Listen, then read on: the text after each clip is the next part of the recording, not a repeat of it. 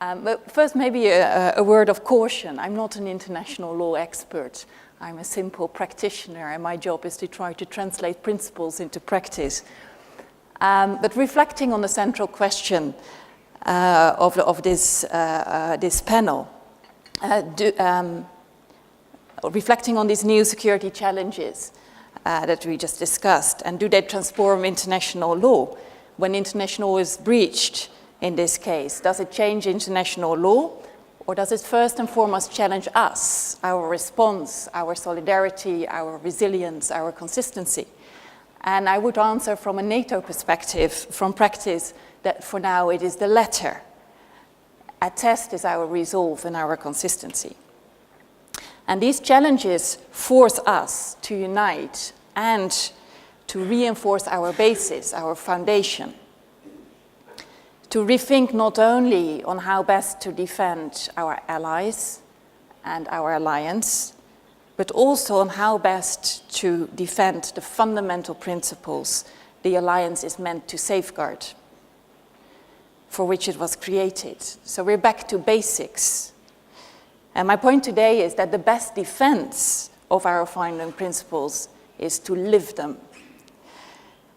And it's my job within NATO to prove our fundamental principles relevant for our everyday work. The founding principle that all human beings are born free and equal in dignity and rights. And more specifically, it's my job to prove the relevance of the United Nations Security Council Resolution 1325, which builds on the conviction that protecting and enforcing equal rights and opportunities for all, both men and women, creates more stable, peaceful, prosperous societies, more resilient communities.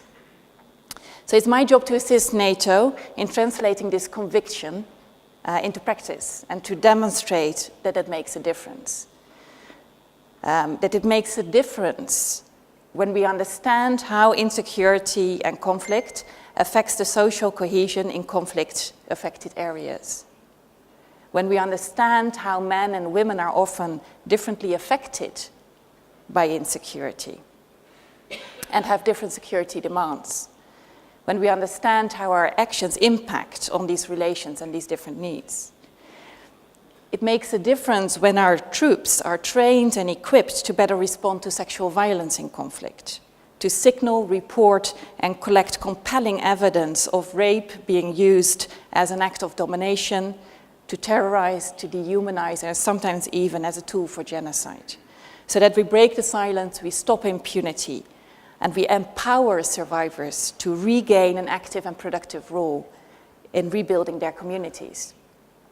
And finally, it makes a difference when we have women in our forces who often have better access to local population than their male colleagues.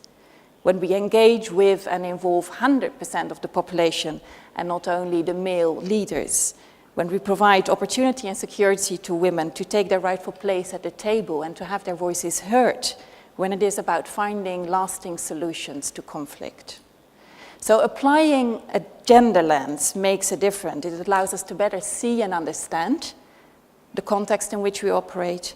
It reduces risks and increases our operational effectiveness. And it increases our chances to achieve lasting peace and security. So promoting, enforcing, and living our principles of individual freedom and equality is both the right thing to do, it's a smart thing to do, and it's a fundamental thing to do. And I think it is our only convincing answer to those who challenge the very foundations on which we build our new order. Our only answer to security challenges we face today. Our only answer is to be principled and to live our principles and prove them alive and relevant and inalienable.